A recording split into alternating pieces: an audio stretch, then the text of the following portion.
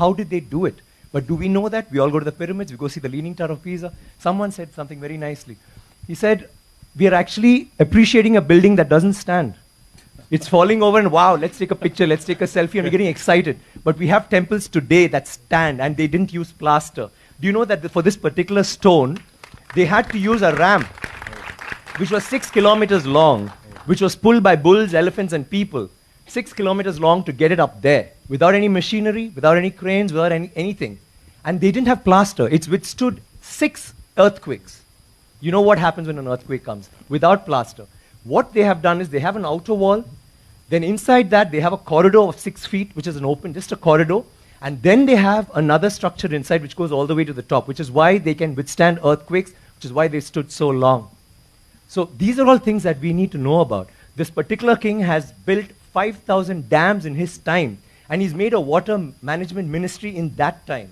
He's had elections for the village leaders. He's asked them to name cities after women. Why should it only be men? Why can't it be named after a queen? And they've had hospitals, free hospitals, and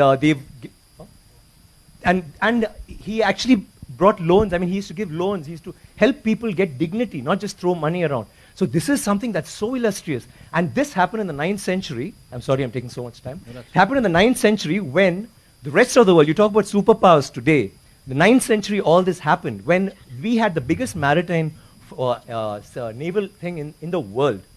And it went all the way to Bali, all the way to Malaysia, and went till we sent emissaries to China. And you know what was the superpower doing then? America hadn't been discovered by Columbus till 500 years later. So think about our culture, think about how advanced we were. We need to be proud of this. It's nothing to do with North India, South India, West India, East India. It is, we are Indians. And we need to feel proud about that. And England is so illustrious, but Englands were invaded by the Vikings, and the Europe was in the Dark Ages during the 9th century. They had nothing going on. So don't you think we should celebrate history? Absolutely, absolutely. Thank you very much. Thank you. I need water, please.